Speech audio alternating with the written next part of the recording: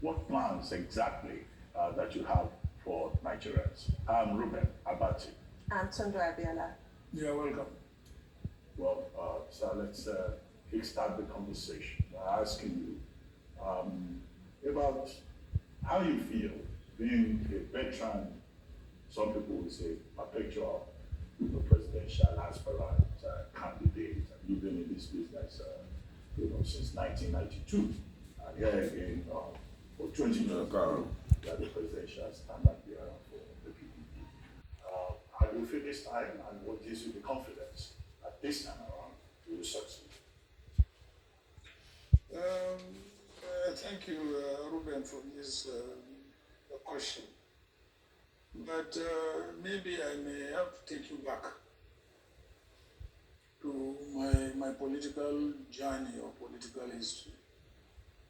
If you recall, even when I was trying to run, to be the governor of my state, from all Gongola state up to, present day Adamawa state, I ran 4 times before eventually I was elected as a governor, and then never served to become a vice president. Basically is I'm driven by passion and the desire to give back to this country or to my society what this country has done for me. Because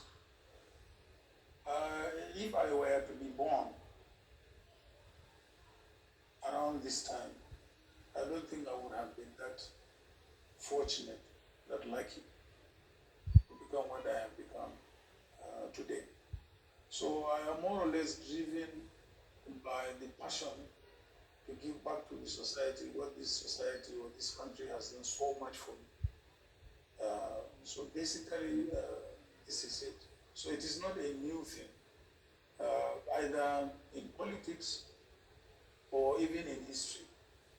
We have several leaders all over the world who have made attempts to serve their country. One of the greatest presidents, in the American history is Abraham Lincoln. This was somebody who ran up to 5-6 times before becoming the president of the United States. At this my age and what I have been able to accomplish, I don't think I desire anything more than the passion, to serve, my country and my fellow countrymen and women. So this is what is the driving force behind my persistent desire, to serve my country and its people.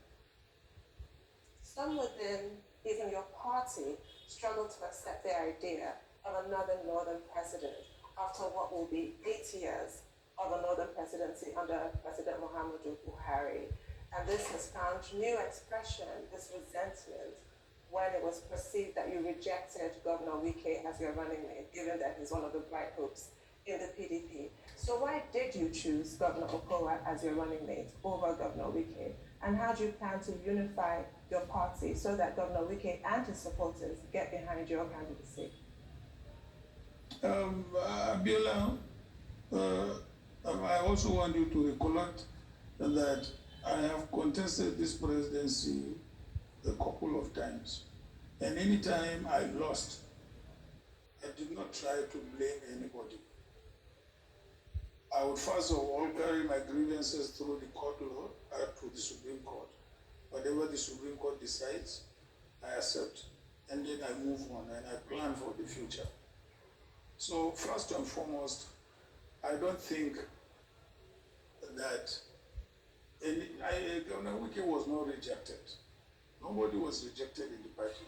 But the point is that you must understand it is the prerogative of the candidate to pick his running mate. A running mate that he believes he can work with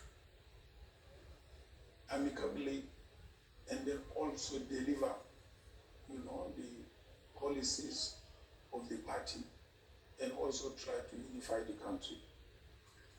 If you can go through history, I was given a ticket in 2007. I picked the Southeastern Anibo I was given a ticket in 2019. I picked an Igbo.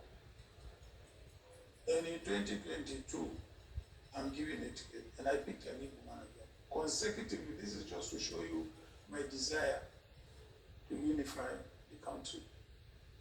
So I don't think Governor Wike is a brilliant politician. He's courageous. He's tenacious. I believe he has a future in this, in the political, evolution of this country. So it is not that it's not a question of rejection. Certainly not. I think it's too harsh a word to say that we rejected Governor Wike. Certainly not. Okay, I'd like to ask a follow-up question. Since Governor Wike and some of his supporters and other governors started protesting that you should have chosen him because that was the decision that was taken by the group that was put together by the party with your consent to choose the running mate. And we were told by Governor Samuel Otom of Benue State that Wike was a choice of 13 persons out of 17. But then you jettisoned the report of that committee. And on Arise TV, for a second time, Governor Samuel Otom has said he's praying to God to determine who he will support. But that if you reach out to Governor Wike, as some people have suggested, and you try to make peace with him, that you will have no problems. So, okay, we would like to know how far have you gone in trying to reach out to Wike? And are you doing that, if at all you are doing that, out of belief that it is relevant to your ticket, or you will just do that to fulfill all righteousness? So do you think it's relevant or is inconsequential to what is on the table? First and foremost, let me put the record straight. The committee that was set up at my own instance deliberated.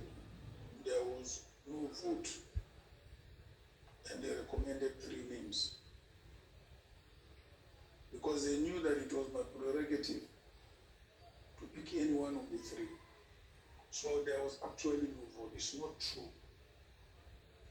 Governor Otom himself chaired that committee. He knew that there was no vote taken. And I have the report of that committee. And the committee said, we are recommending the following. And they recommended 3 people. And out of the 3 people, I picked one. I did not go out of that recommendation. So I think people should be fair to me and should also state the facts.